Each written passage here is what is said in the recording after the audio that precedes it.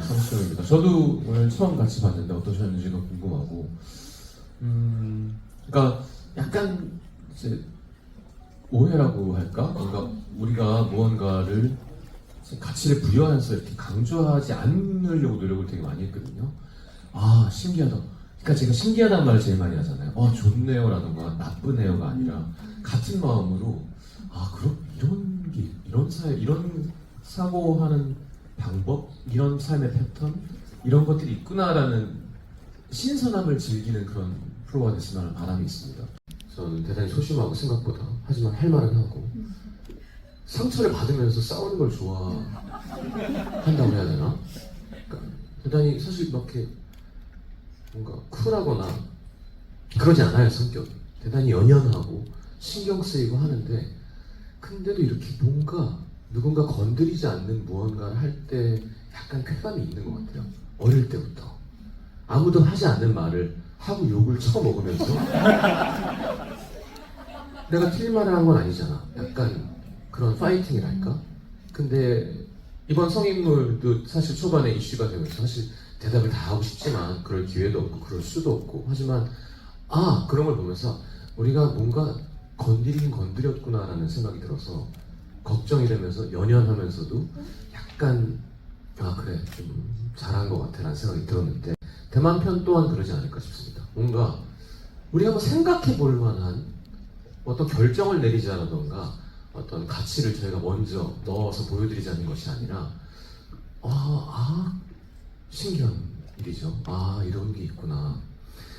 조금만 더 얘기를 하면, 그러니까 제 나이쯤이 아마 이런 경험을 하기가 좋은 나이라는 생각이 듭니다. 어릴 땐 사실은 정력이 넘쳐서 막 불칼같이 막 몰입하고 편을 가르고 화를 내고 이게 옳고 저건 틀려먹었고가 제일 뜨거울 때잖아요. 근데 한 이제 40대 중반쯤 되면 그냥 가치 판단보단 약간 마음이 급해진달까? 죽기 전까지 난 절대로 모든 걸 다 알지 못하고 죽겠구나. 하지만 우리에게 시간은 제한돼 있고 한번 보기라도 해야 되는 일이 너무 많은데 세상에 우리는 그 10,000,000,000,1도 못 보고 가겠구나. 그럼 어떻게 해야 돼요? 부지런히 뭔가를 봐야 된다는 거죠. 그러기에 좋은 프로 중에 하나가 아닌가라는 생각이 듭니다. 야, 너랑 나랑 같은 편 먹고 쟤를 미워하자라던가 이게 옳고 저게 그르다라고 하자는 게 아니라 세상에 이런 게 있구나라는. 넷플릭스 안에 사실 픽션에 너무 재미있는 것들도 많고, 전 넷플릭스가 사실 다큐멘터리가 제일 강하다고 생각하거든요. 뭔가 음악 관련, 무슨 산업 관련, 스포츠 관련 주로 보는 편인데, 성인물이 약간 그런 맥락이 아닐까? 뭔가 여러분 이런 세상이 있답니다. 여러분 같이 한번 봅시다 정도였으면 좋겠다는 생각이 듭니다. 너무 길게 얘기했네요. 정말 일본 편은 너무너무 힘들었습니다. 정말 대부분이 편집이 됐죠. 전 그 모든 걸 통역해야 했고요. 정말로 그걸 물어보라고? 그래도 궁금하니까요. 그렇죠. 궁금하니까. 귀가 하얀 적이 한 번도 없어요. 아침에 일어나자마자 빨개져서 끝날 그러니까 때까지. 그게 CG가 아니었던 네, 거죠? 그럼요. 네. 본인은 몰라요. 정말. 귀를 볼 수가 없으니까요. 자유를 최우선 가치로 생각한다는 것이 느껴졌어요. 약간 미국이 그렇잖아요. 그러니까 이제 어떤 표현하자면 뭐라 그러나요? 그 헌법에 명시되어 있는 그거에 목숨을 걸기 때문에 뭔가 모든 말할 수 있게 해주고, 그러니까 그치, 책임은 또 져야 되지만 그게 너무 일본 같이 그런 게 있잖아요, 어떤 나라마다. 근데 대만이 그런 게 있구나. 자유를 그렇게 끝까지 지키려는 어떤 그런 가치가 있다는 점이 제일 신기했고, 솔직히 뭐 이거는 웃으시라고 하는 얘기일 수도 있고 저는 개인적으로 신기했는데, 금문고량주가 우리가 아는 그 되게 센 투명한 벽에 있는 그거 말고 다양한 도수가 있나요? 아니 막 10년 된 거 뭐 종류가 여러 가지가 있어요. 그 너무너무 향긋하고 맛있어요.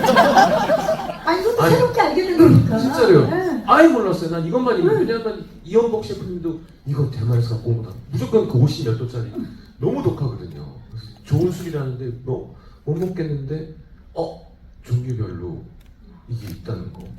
그래서 대만 가시면 꼭 한번 그걸 그 전문점이 있어요. 가면 파는데 드셔보시면 아 내가 금문근영주 널 오해했었구나. 이것 또한 새로운 발견이죠. 그렇죠. 이 몰랐던 거죠. 넷플릭스가 없었다면 전 평생 금문근영주를 오해하고 살았을 것 같은데 갑자기 그분 고량주한테 미안한 마음. 예. 우리나라는 58도밖에 편의점에서는 대부분 38도짜리를 팔고 그거보다 고급 버전들이 있다는 거. 대만에서는. 네. 또 새로운 걸 알게 됐어요. 네. 네.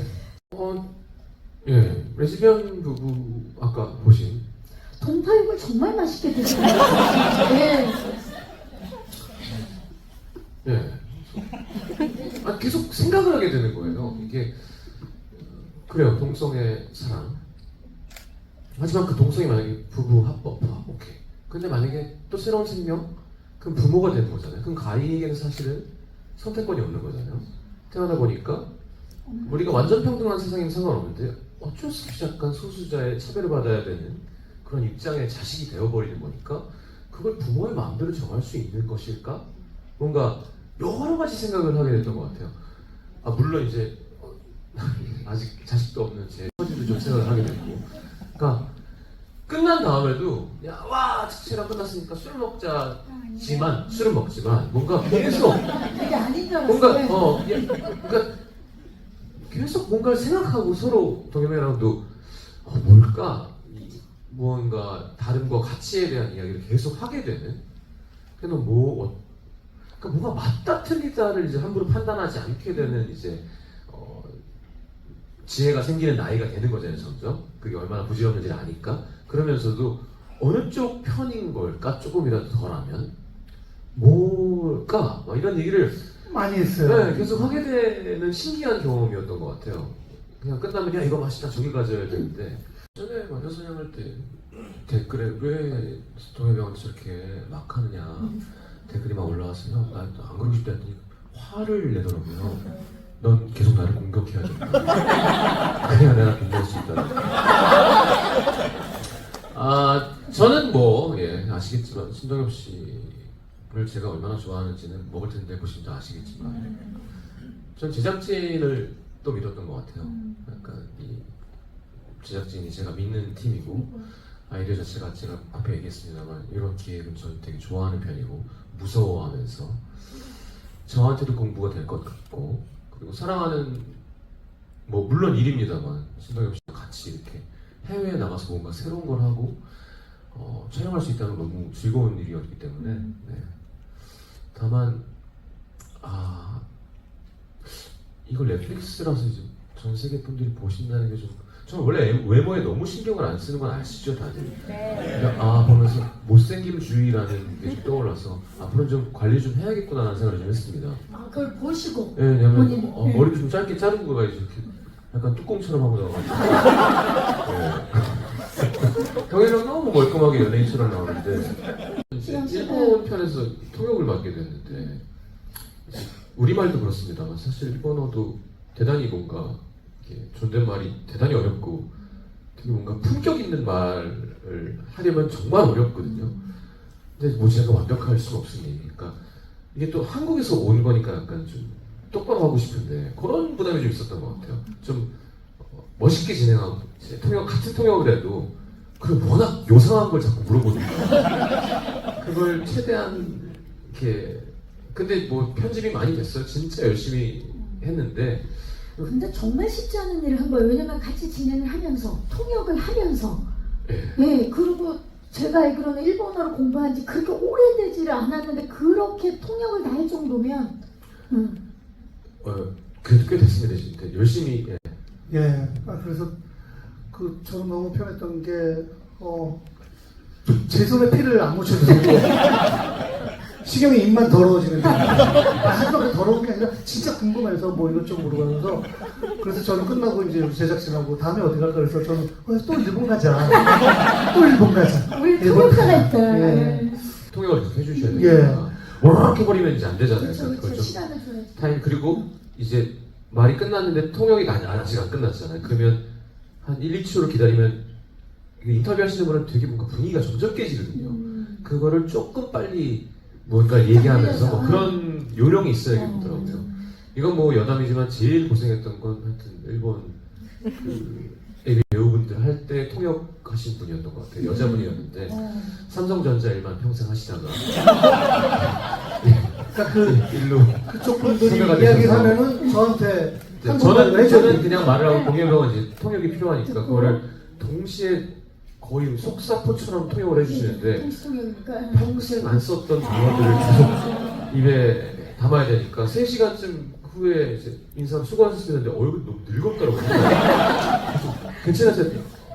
괜찮습니다. 근데 약간 다크서클 이만큼 내려와서 삼성전자 일만 하다가 그러니까 이제 우리나라는 족발을 먹잖아요. 밤에. 근데 거기는 오리를 먹더라고요. 그래서 오리를 우리가 생각하는 북경 오리 막 되게 껍데기만 해가지고 밀전병 싸먹고 그런 게 아니라 그냥 이렇게 오리 가게가 많아요. 척척척척 썰어가지고 물론 거기도 이제 탁그 또르띠아 같은 걸 주고 그게 밤에 야식 먹기가 아주 괜찮습니다. 그러니까 되게 많아요. 무슨 그리고 이제 그 구글에다가 구글 맵 쪽에다 치면 이제 한국 분들이 검색하는 게 아니냐, 약간 외국 분들 검색하는 게 많이 나오는데 하여튼 어쨌건 그쪽에다가 덕을 치면 영어로 네 많이 나옵니다. 그냥 골라서 한번 드셔보시면 되게 이들의 차이는 이런 음식이 있구나. 테이크아웃인 경우가 대부분이에요.